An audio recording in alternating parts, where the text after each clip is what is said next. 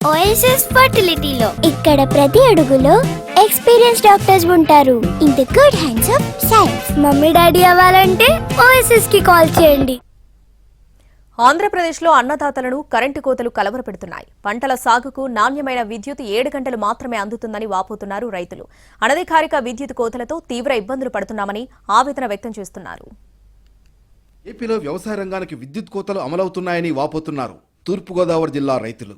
పంటల సాగుకు పగటిపూట 9 గంటల నాణ్యమైన విద్యుత్తును 9 గంటల పాటు సరఫరా చేస్తామని ప్రభుత్వం ప్రకటించింది. కానీ కొద్ది రోజుల క్రితం 8 గంటలకు పరిమితం చేసింది. ఇటీవల వ్యవసాయ మోటార్లకు పవర్ సప్లైను 7 గంటలకు కుదించింది.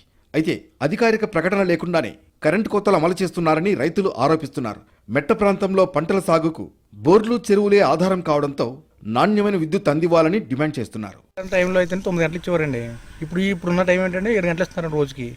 ఆ 7 గంటల్లోని మళ్ళీ ఒక గంట మధ్యలో ఒకసారి పోతూ ఉంటుంది. మధ్యలో 2 గంటలు పోతుంది, ఒకసారి 1 గంట పోతూ ఉంటుంది. చెప్పలేము. ఒకసారి అసలు ఇవ్వరా అని రాదండి.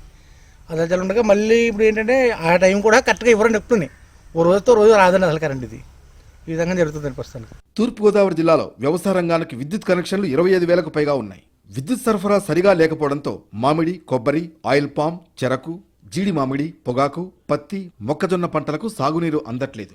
మెట్ట ప్రాంతంలో ప్రస్తుతం దాళ్వా సీజన్ ప్రారంభమవడంతో సాగునీరు అత్యవసరం. రాజానగరం, కోరుకొండ, సీతానగరం, గోకవరం మండలాల్లో వరి సాగుకు బోర్లే ఆధారం. కొవ్వూరు, నిడదవోలు, గోపాలపురం నియోజకవర్గాల పరిధిలోనూ ఇదే పరిస్థితి. తడి తగలక నారుమడులు ఎండిపోతున్నాయని ఆవేదన చెందుతున్నారు రైతులు. ఇప్పుడే పరిస్థితి ఇలా ఉంటే ఎండాకాలంలో విద్యుత్ సరఫరాలో కోతలు పెరిగితే ఇంకెలాంటి పరిస్థితి ఉంటుందోనని అన్నదాతలు కలవరపడుతున్నారు. ఇదిలా ఉంటే రిపేర్ పేరుతో ప్రతిరోజు ఇళ్లకు అరగంట సేపు విద్యుత్ సరఫరా నిలిపివేస్తున్నారంటూ గ్రామీణ ప్రాంతంలో ఆందోళన వ్యక్తమవుతోంది.